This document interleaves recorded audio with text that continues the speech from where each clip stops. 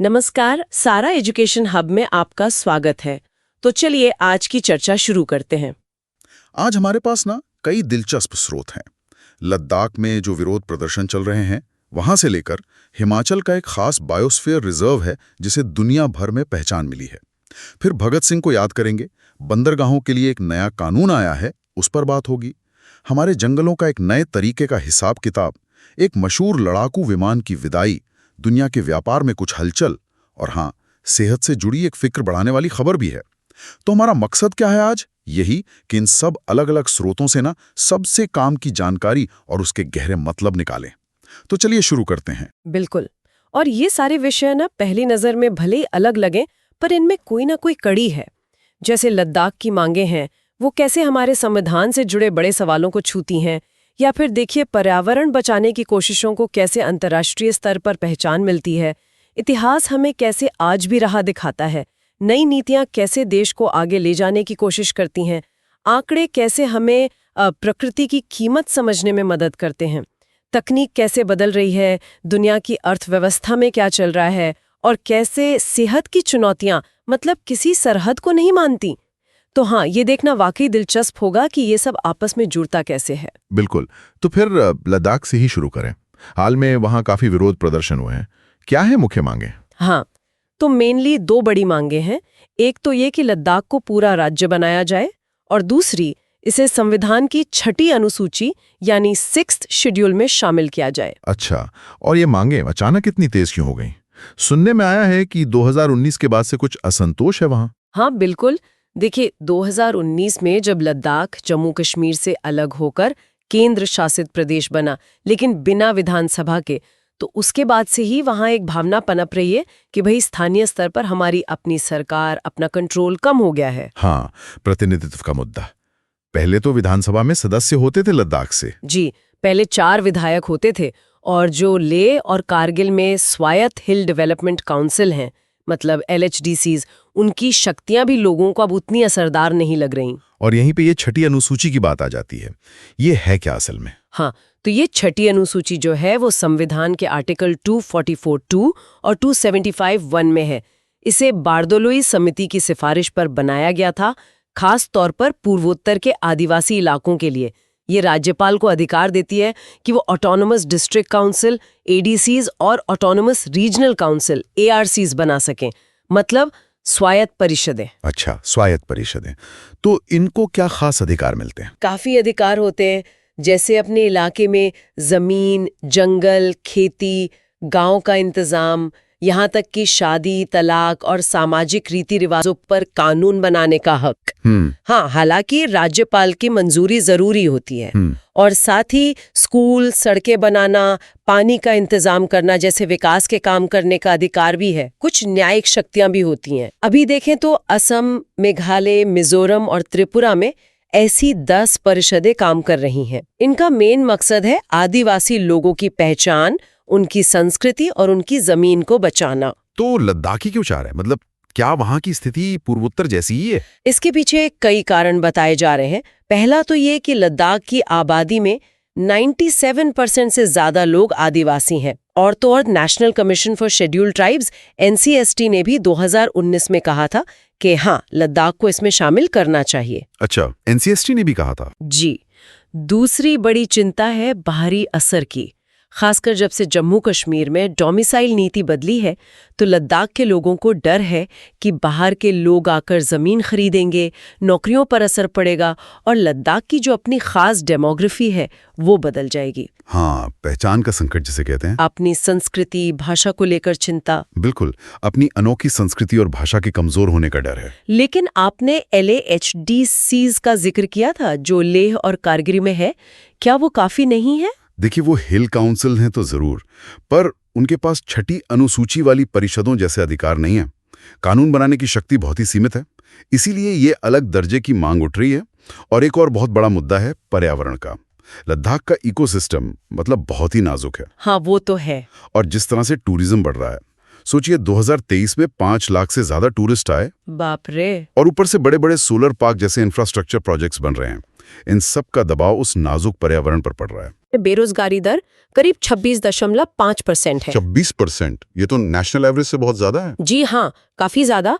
तो local level पर नौकरियों के मौके कम हैं और अपना कोई पब्लिक सर्विस कमीशन भी नहीं है। इसकी कमी भी लोग महसूस करते हैं। लेकिन इसे लागू करना क्या इतना आसान होगा? मतलब इसमें कुछ दिक्कतें भी तो होंगी, प्रैक्टिकल चैलेंज। बिल्कुल होंगी। सबसे पहली चुनौती तो संवैधानिक ही है। जैसा मैंने कहा, 6ठी अनुसूची बनी तो थी पूर्वोत्तर के लिए। लद्दाख को शामिल करने के लिए संविधान में बदलाव करना पड़ेगा। दूसरा, लद्दाख बॉर्डर का इलाका है, बहुत संवेदनशील, तो ज्यादा ऑटोनॉमी देने से सुरक्षा और प्रशासन में तालमेल बिठाना एक चुनौती हो सकता है। तीसरा, पूर्वोत्तर का तजुर्बा ये भी बताता है कि ये जो ऑटोनॉमस काउंसिल्स होती हैं वो अक्सर फंड्स के लिए राज्य सरकार पर निर्भर रहती हैं और उनमें राजनीतिक दखलंदाजी भी खूब होती है। और एक संतुलन वाली बात भी है शायद, विकास और पर्यावरण के बीच। हाँ, वो सबसे मुश्किल सवाल है। एक तरफ विकास चाहिए, सड़कें, बिजली, टूरिज्म, दूसरी तरफ वहाँ के आदिवासियों की जमीन, उनकी संस्कृति और पर्यावरण को भी बचाना है। इन दोनों के बीच बैलेंस कैसे बने, ये बहुत बड़ा सवाल है। और एक डर ये भी रहता है कि अगर लद्दाख को ये दर्जा मिल गया तो कहीं देश के दूसरे आदिवासी इलाके भी ऐसी ही मांग न करने लगें। सरकार ने भी शायद कुछ कदम उठाए होंगे इन चिंताओं को देखते हुए, कुछ वैकल्पिक उपाय। हाँ, कुछ कदम तो उठाए गए हैं। जैसे डोमिसाइल सर्टिफिकेट के नियम 2025 के तहत 85% सरकारी नौकरियां स्थानीय लोगों के लिए रिजर्व की गई हैं। अच्छा। LHDC में महिलाओं के लिए 1/3 सीटें रिजर्व हुई हैं। और जो वहाँ की स्थानीय भाषाएं हैं, भोटी, पुर्गी, शिना वगैरह, उनको भी बढ़ावा दिया जा रहा है। तो क्या कोई बीच का रास्ता निकल सकता है, कोई ऐसा हल जिससे सबकी बात रह जाए? कुछ सुझाव तो आ रहे हैं, जैसे क्यों ना LADCs को ही और मजबूत किया जाए, उन्हें ज्यादा अधिकार दिए जाएं, खासकर लोकल मुद्दों पर कानून बनाने के, जैसे रिन्यूएबल एनर्जी है, पानी का मैनेजमेंट है, इको टूरिज्म है। ये हो सकता है। हाँ, लेकिन सुरक्षा और जो बड़े स्ट्रेटेजिक इंफ्रास्ट्रक्चर है उन पर केंद्र का कंट्रोल बना रहे। एक सुझाव कल्चरल हेरिटेज जोन बनाने का भी है, जहां सिर्फ लोकल लोग ही प्रॉपर्टी खरीद सकें या बिजनेस चला सकें। दिलचस्प। और जो लोकल संसाधन है, जैसे नमक है, जड़ी बूटियां हैं, मिनरल्स हैं, उनसे जो कमाई हो उसका कुछ हिस्सा सीधे काउंसिल को मिले ताकि वो लोकल डेवलपमेंट पर खर्च कर सकें। युवाओं के लिए स्किल डेवलपमेंट सेंटर खोलने की भी बात है, renewable energy, sustainable tourism, handicrafts में। तो कुल मिलाकर ये एक बहुत ही नाजुक संतुलन साधने की बात है, ऑटोनॉमी, पहचान, विकास और पर्यावरण के बीच। और सोनम वांगचुक का जो क्लाइमेट फास्ट था अभी, वो भी कहीं ना कहीं इसी बड़ी चिंता से जुड़ा था कि लद्दाख के पर्यावरण और संस्कृति को कैसे बचाया जाए। चलिए, लद्दाख से अब हिमाचल चलते हैं। पर्यावरण से जुड़ा एक और अहम विषय, हिमाचल प्रदेश में जो cold desert biosphere reserve CGBR है, उसे यूनेस्को के world network of biosphere reserve WNBR में शामिल कर लिया गया है। ये तो बड़ी अच्छी खबर है। हाँ जी, ये वाकई एक बड़ी उपलब्धि है भारत के लिए। ये रिजर्व जो है वो ट्रांस हिमालयी इलाके में है। इसमें स्पीति वैली और लाहौल के कुछ हिस्से आते हैं। काफी ऊंचाई पर है ये, 3,300 से 6,600 मीटर तक। अच्छा। इसे 2009 में भारत का 16वां बायोस्फीयर रिजर्व घोषित किया गया था और ये भारत का पहला इतना ऊंचा ठंडा रेगिस्तानी बायोस्फीयर रिजर्व है। और क्या खास है इस रिजर्व में, मतलब इसकी खासियत क्या है? इसकी खासियत है इसका अनोखा लैंडस्केप और इसकी बायोडाइवर्सिटी। इसमें पिन वैली नेशनल पार्क है, किब्बर वाइल्ड लाइफ सैंक्चुरी है और खूबसूरत चंद्रताल झील भी इसी का हिस्सा है। आप सोचिए, तेज हवा वाले ऊंचे पठार, ग्लेशियरों से बनी घाटियां, दुनिया के सबसे ठंडे और सूखे इकोसिस्टम में से एक है ये।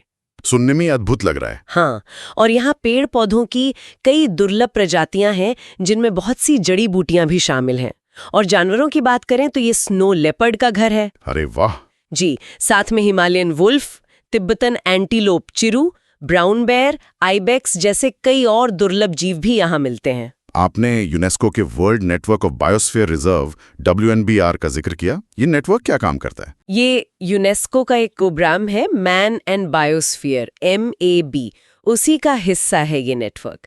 इसका मकसद है कि दुनिया भर में जो ऐसी खास जगहें हैं बायोस्फीयर रिजर्व, उनके बीच आपस में सहयोग बढ़े, वो एक दूसरे से सीखें, जानकारी साझा करें और मिलकर संरक्षण के बेहतर तरीके खोजें।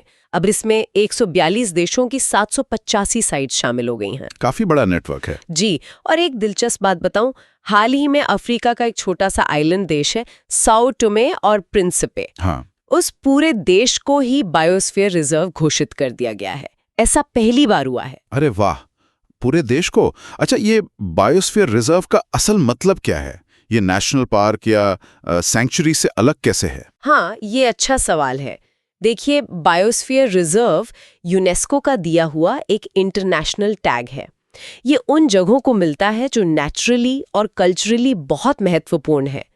इसका जो मेन आइडिया है वो है 3 चीजों में बैलेंस बनाना। पहला, प्रकृति का संरक्षण, कंजर्वेशन। दूसरा, वहां रहने वाले लोगों का सस्टेनेबल इकोनॉमिक डेवलपमेंट, मतलब ऐसा विकास जो पर्यावरण को नुकसान न पहुंचाए। और तीसरा, रिसर्च और एजुकेशन को बढ़ावा देना। अच्छा, तो ये सिर्फ कंजर्वेशन नहीं है, लोगों को भी साथ लेके चलना है। बिल्कुल, इसकी बनावट भी ऐसे ही होती है। एक होता है कोर एरिया, जहां प्रकृति को बिल्कुल नहीं छिड़ा जाता, सख्त प्रोटेक्शन होता है। फिर उसके चारों ओर होता है बफर जोन, जहां इको फ्रेंडली काम हो सकते हैं, जैसे रिसर्च, टूरिज्म वगैरह। और सबसे बाहर होता है ट्रांजिशन जोन, जहां स्थानीय लोग रहते हैं और सस्टेनेबल तरीके से अपनी रोजी रोटी चलाते हैं। भारत ने 1986 में अपनी बायोस्फीयर रिजर्व स्कीम शुरू की थी। अब हमारे पास 18 बायोस्फीयर रिजर्व हैं और सीडीबीआर के शामिल होने के बाद इनमें से 13 अब यूनेस्को के इस वर्ल्ड नेटवर्क का हिस्सा बन गए हैं। तो ये दिखाता है कि भारत इन खास इलाकों को बचाने और सस्टेनेबल डेवलपमेंट के लिए कितना सीरियस है।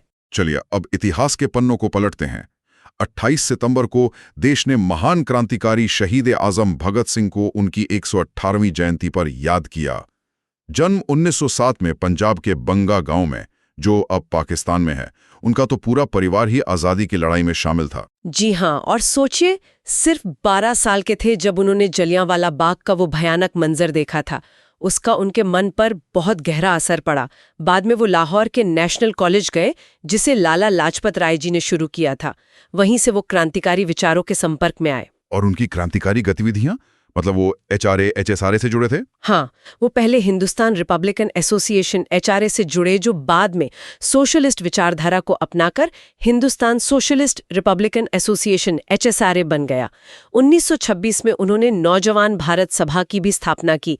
इसका मकसद था युवाओं को क्रांति के लिए जगाना और तैयार करना। और फिर 1929 का वो मशहूर वाकया, जब उन्होंने बटुकेश्वर दत्त के साथ दिल्ली की सेंट्रल असेंबली में बम फेंका। हाँ, वो बम कांड। उनका मकसद किसी को मारना नहीं था, है ना? बिल्कुल नहीं। उन्होंने खुद कहा था कि ये बहरों को सुनाने के लिए धमाका है। वो अंग्रेज सरकार के 2 दमनकारी कानून थे, पब्लिक सेफ्टी बिल और ट्रेड डिस्प्यूट बिल, उनका विरोध कर रहे थे। बाद में उन पर लाहौर षड्यंत्र केस चला। ये केस जुड़ा था लाला लाजपत राय जी की मौत का बदला लेने के लिए अंग्रेज पुलिस ऑफिसर सॉन्डर्स की हत्या से। और आखिरकार 23 मार्च 1931 को भगत सिंह, सुखदेव और राजगुरु तीनों को लाहौर सेंट्रल जेल में फांसी दे दी गई, महज 23 साल की उम्र में। उनके विचारों का भी जिक्र होता है, नास्तिकता, समाजवाद। ये उनके एक्शन से कैसे जुड़ा था? मतलब वो सिर्फ एक्शन वाले क्रांतिकारी नहीं थे? नहीं, बिल्कुल नहीं। भगत सिंह सिर्फ जोशीले क्रांतिकारी नहीं थे, वो एक गहरे विचारक भी थे। वो नास्तिक थे और समाजवाद में उनका गहरा यकीन था। वो मार्क्स और लेनिन के विचारों से बहुत प्रभावित थे।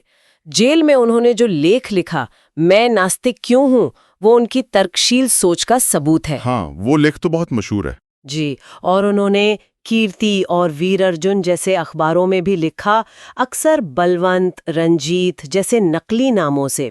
उनके लिए आज़ादी का मतलब सिर्फ अंग्रेज़ों से छुटकारा पाना नहीं था, बल्कि एक ऐसा समाज बनाना था जहां कोई इंसान दूसरे का शोषण ना करे, जहां सामाजिक और आर्थिक बराबरी हो। तो उनके विचार और उनके एक्शन दोनों साथ साथ चलते थे। और उनकी विरासत तो आज भी जिंदा है। शहीद आजम कहलाते हैं वो। इंकलाब जिंदाबाद, ये नारा तो उन्होंने ही इतना पॉपुलर बनाया। आज़ादी की लड़ाई का सबसे बुलंद नारा बन गया ये। हाँ, और हर साल 23 मार्च को उनकी शहादत को हम शहीद दिवस के रूप में याद करते हैं। उनकी कुर्बानी और उनके विचार आज भी हमें प्रेरणा देते हैं। चलिए अब कुछ और हालिया डेवलपमेंट्स पर फटाफट नजर डालते हैं। पहला है भारतीय बंदरगाह अधिनियम 2025।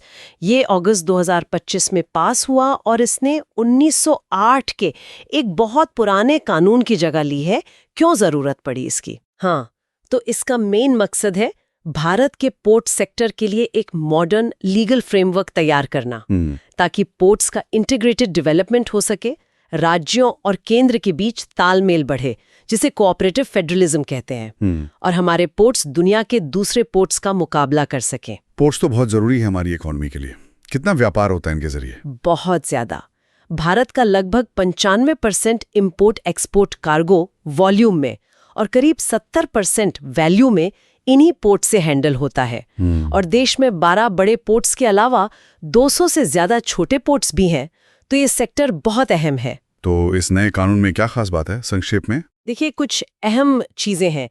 एक तो जो राज्यों के मैरिटाइम बोर्ड हैं, उन्हें कानूनी मान्यता मिली है ताकि वो छोटे पोर्ट्स, नॉन मेजर पोर्ट्स को बेहतर तरीके से मैनेज कर सकें। दूसरा, एक maritime state development council MSTC बनाई गई है, जिसे स्टैट्यूटरी दर्जा मिला है। ये केंद्र और राज्यों के बीच कोऑर्डिनेशन, पॉलिसी एडवाइस और डेटा ट्रांसपेरेंसी का काम करेगी। अच्छा। पोर्ट अथॉरिटी के अधिकार साफ किए गए हैं। छोटे पोर्ट्स पर अगर कोई झगड़ा होता है तो उसके निपटारे के लिए डिस्प्यूट रेजोल्यूशन कमेटी बनाना जरूरी है। टैरिफ यानी शुल्कों को रेगुलेट करने का तरीका भी थोड़ा बदला गया है और अब उन्हें ऑनलाइन पब्लिश करना जरूरी होगा ताकि पारदर्शिता रहे।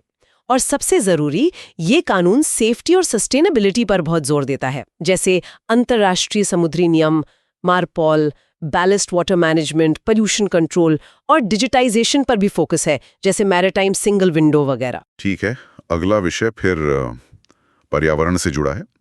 Ministry of statistics and programme implementation MOSPI ने एक रिपोर्ट जारी की है, एनवायरमेंटल अकाउंटिंग ऑन फॉरेस्ट 2025। कहा जा रहा है कि ये भारत की पहली ऐसी रिपोर्ट है जो सिर्फ जंगलों पर फोकस्ड है। जी हाँ, ये भारत की पहली डेडिकेटेड फॉरेस्ट अकाउंटिंग रिपोर्ट है जो UN के CEA फ्रेमवर्क पर आधारित है। CEA ये क्या है? CEA का मतलब है system of environmental economic accounts. ये एक तरह का अंतर्राष्ट्रीय मानक है जो कहता है कि हमें पर्यावरण और अर्थव्यवस्था को अलग-अलग नहीं देखना चाहिए।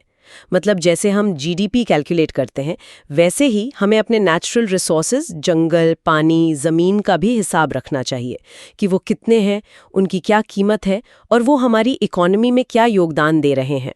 भारत ने 2018 में इस फ्रेमवर्क को अपनाया था। तो इस रिपोर्ट से क्या खास बातें पता चली? कुछ बहुत इंटरेस्टिंग फाइंडिंग्स हैं। ये 2010-11 से 2021-22 तक का डेटा है। पहली बात, भारत में फॉरेस्ट कवर यानी जंगल का इलाका करीब 17,444 स्क्वायर किलोमीटर बड़ा है, यानी 2.5% की बढ़ोतरी। अब ये देश के कुल एरिया का 21.76% है। ये तो अच्छी खबर है। हाँ, और पेड़ों का वॉल्यूम, जिसे ग्रोइंग स्टॉक कहते हैं, वो भी 7.3% बड़ा है।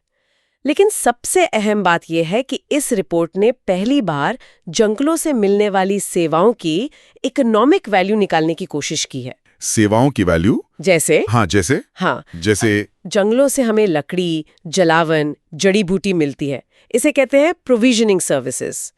रिपोर्ट के मुताबिक इनकी वैल्यू हमारी GDP का करीब 0.54% है। और उससे भी ज्यादा महत्वपूर्ण है रेगुलेटिंग सर्विसेज, जैसे जंगल कार्बन सोखते हैं, हवा साफ करते हैं, पानी को रेगुलेट करते हैं, मिट्टी को बचाते हैं। इनकी वैल्यू GDP का लगभग 2.63% आंकी गई है। अरे वाह, ये तो काफी बड़ा आंकड़ा है। जी, तो ये रिपोर्ट हमें बताती है कि जंगल सिर्फ लकड़ी का सोर्स नहीं है, बल्कि हमारी इकोनॉमी और हमारे जीवन के लिए कितने जरूरी हैं। ये आंकड़े पॉलिसी बनाने में बहुत मददगार हो सकते हैं। हाँ, ये तो वाकई जरूरी जानकारी है। अब बात करते हैं रक्षा क्षेत्र की। भारतीय वायुसेना IAF ने अपने एक बहुत पुराने और दिग्गज लड़ाकू विमान MiG-21 को आखिरकार विदाई दे दी है। 60 साल से ज्यादा की सर्विस। हाँ, ये वाकई एक युग का अंत है IAF के लिए। MiG-21 जो सोवियत संघ में बना था, 1963 में हमारे बेड़े में शामिल हुआ था। ये single engine supersonic fighter aircraft था। इंटरसेप्टर, ग्राउंड अटैक, ट्रेनर, कई भूमिकाओं में इसने काम किया। इसे हर मौसम का साथी भी कहा जाता था। समय के साथ इसके अपग्रेडेड वर्जन भी आए, जैसे MiG-21 बाइसन। इसने कई लड़ाइयों में अहम रोल निभाया। 1971 की जंग, कारगिल युद्ध, यहाँ तक कि बालाकोट एयर स्ट्राइक में भी इसका इस्तेमाल हुआ था। लेकिन इसका सेफ्टी रिकॉर्ड थोड़ा खराब रहा है ना, इसे लेकर काफी चिंताएं थी। हाँ, ये दुखद पहलू है। इसकी क्रैश रेट काफी ज्यादा रही, जिस वजह से इसे दुर्भाग्यवश फ्लाइंग कॉफिन यानी उड़ता ताबूत भी कहा जाने लगा था। लेकिन इन सब के बावजूद इसने दशकों तक भारतीय वायुसेना की ताकत बनाए रखी और तेजस जैसे हमारे अपने स्वदेशी विमानों के विकास के लिए एक तरह से बेस तैयार किया। अब आते हैं वैश्विक व्यापार पर। चीन से जुड़ी एक खबर है WTO यानी विश्व व्यापार संगठन को लेकर। चीन कह रहा है कि वो WTO में विकासशील देश का दर्जा तो बनाए रखेगा, लेकिन भविष्य के समझौतों में जो स्पेशल फायदे मिलते हैं SDT, वो उनकी मांग नहीं करेगा। इसका क्या मतलब है? हाँ, ये एक बड़ा डेवलपमेंट है। पहले ये समझे कि WTO में कौन विकासशील है और कौन विकसित, इसकी कोई पक्की परिभाषा नहीं है। देश खुद ही बताते हैं कि वो किस कैटेगरी में है। अच्छा जी, हालांकि दूसरे देश इस पर सवाल उठा सकते हैं। विकासशील देशों को STD यानी स्पेशल एंड डिफरेंशियल ट्रीटमेंट के तहत कुछ छूट मिलती है, जैसे उन्हें व्यापार नियमों को लागू करने के लिए ज़्यादा समय मिल जाता है, या विकसित देशों के बाजारों में उनके सामान को थोड़ी रियायत मिलती है। अब चीन की इकोनॉमी देखिए, जब वो 2001 में WTO में आया था, तब उसकी इकोनॉमी थी करीब $1.3 ट्रिलियन। आज वो $19 ट्रिलियन से भी ज्यादा की है। बहुत बड़ा फर्क है। जाहिर है, तो कई देश, खासकर अमेरिका और यूरोपियन यूनियन, ये सवाल उठा रहे थे कि क्या चीन को अब भी विकासशील देशों वाले फायदे मिलने चाहिए। तो चीन का ये कहना कि वो भविष्य में STD क्लेम नहीं करेगा, ये शायद WTO में जो बातचीत रुकी हुई है उसे आगे बढ़ाने में मदद कर सकता है, क्योंकि ये विकसित बनाम विकासशील का मुद्दा काफी बड़ा बन गया था। लेकिन इसका भारत जैसे दूसरे विकासशील देशों पर क्या असर पड़ेगा?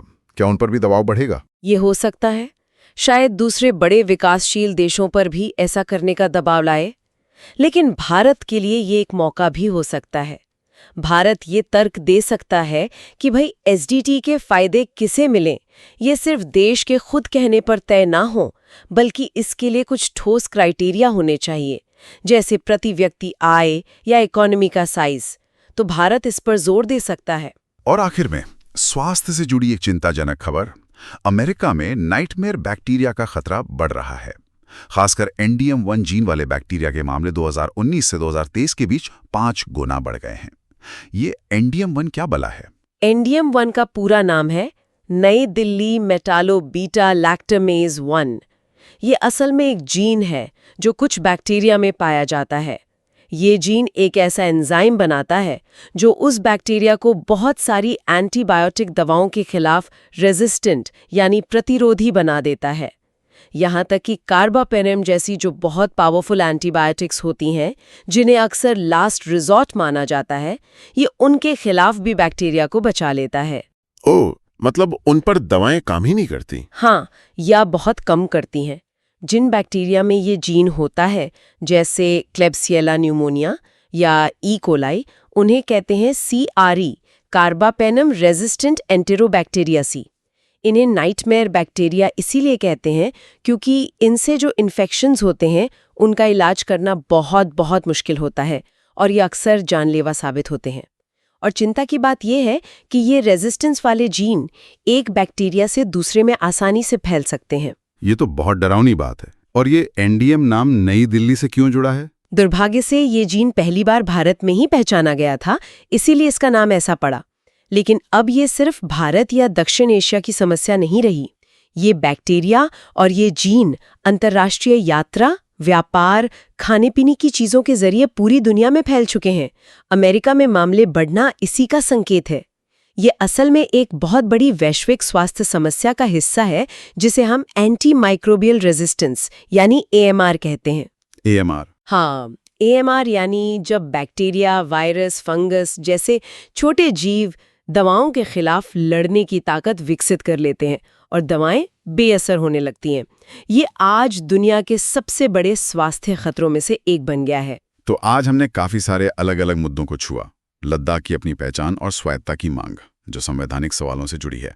हिमाचल के ठंडे रेगिस्तान को मिली वैश्विक पहचान, भगत सिंह की प्रेरणा बंदरगाहों और जंगलों से जुड़े नीतिगत और आर्थिक पहलू, मेक 21 जैसे एक युग का अंत, दुनिया के व्यापार की बदलती डायनामिक्स और आखिरी में ये AMR जैसी बढ़ती स्वास्थ्य चुनौती। इन सब को जोड़कर देखें तो क्या तस्वीर उभरती है? शायद एक कॉमन धागा जो इन सब में दिखता है वो है स्थानीय ज़रूरतें और राष्ट्रीय या वैश्विक स्तर के जो ढांचे हैं उनके बीच का लगातार संवाद, तालमेल और कभी-कभी टकराव भी, चाहे वो गवर्नेंस का मामला हो, पर्यावरण का, अर्थव्यवस्था का या फिर स्वास्थ्य का।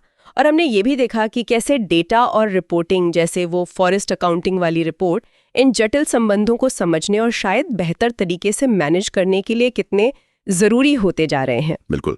और जाते जाते एक सवाल मन में आता है।